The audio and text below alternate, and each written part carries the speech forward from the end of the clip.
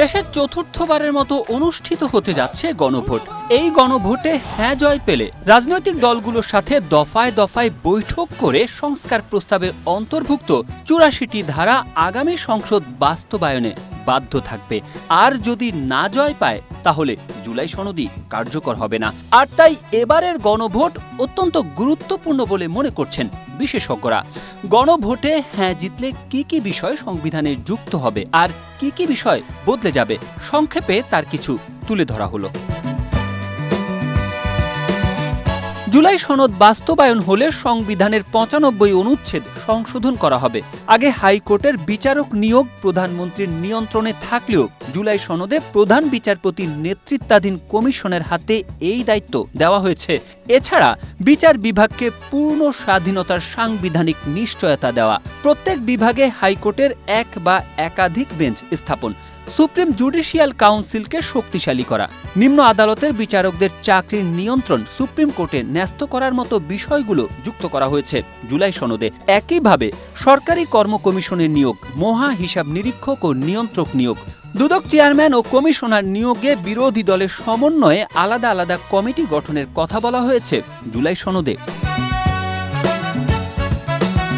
বাংলাদেশে বিদ্যমান সংবিধান অনুযায়ী জরুরি অবস্থা জারি হয় প্রধানমন্ত্রীর স্বাক্ষরে। সনদের নতুন যে প্রস্তাবনা আনা হয়েছে তাতে বলা হয়েছে জরুরি অবস্থা জারি করতে হলে মন্ত্রিসভার অনুমোদন লাগবে। সেই সভায় বিরোধী দলীয় নেতা বা উপনেতাও উপস্থিত থাকতে হবে।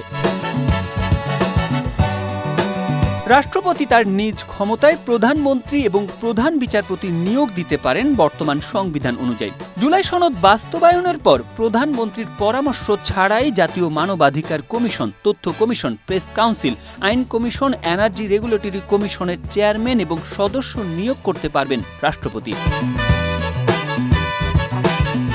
আগে সরকারের অনুমোদনে যে কোনো অপরাধীকে ক্ষমা করতে পারতেন রাষ্ট্রপতি। জুলাই সনদে বলা হয়েছে শুধুমাত্র ক্ষতিকারক ব্যক্তি বা পরিবার সম্মতি দিলেই অপরাধীকে ক্ষমা করতে পারবেন রাষ্ট্রপতি।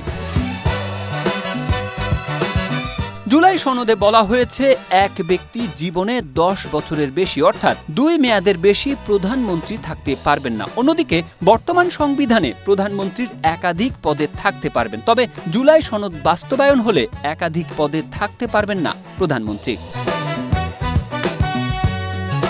বাংলাদেশের বিদ্যমান সংবিধানে নির্বাচনকালীন সময়ে তত্ত্বাবধায়ক সরকার ব্যবস্থা নেই। জুলাই সনদে তত্ত্বাবধায়ক সরকার ব্যবস্থা যুক্ত করার পাশাপাশি তত্ত্বাবধায়ক সরকার, প্রধান উপদেষ্টা সহ এই নিয়োগ প্রক্রিয়ায় সরকারি দল, বিরোধী দল, দ্বিতীয় বিরোধী দলের মতামতের ভিত্তিতে তত্ত্বাবধায়ক সরকার গঠন করা হবে। জুলাই সনদে সংসদ দ্বিকক্ষ বিশিষ্ট করার প্রস্তাব করা হয়েছে।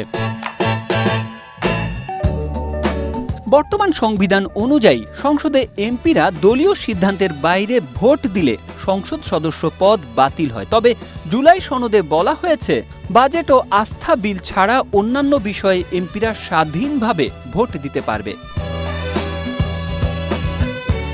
এতদিন বিদেশের সঙ্গে সরকারের কোনো চুক্তি করতে হলে সংসদের অনুমোদনের প্রয়োজন হতো না। তবে জুলাই সনদে বলা হয়েছে রাষ্ট্রীয় নিরাপত্তা সংক্রান্ত কোনো চুক্তি করতে হলে সংসদের উভয় কক্ষে তা অনুমোদন করতে হবে। এ নিয়ে একটি প্রতিবেদন প্রকাশ করেছে বিবিসি বাংলা।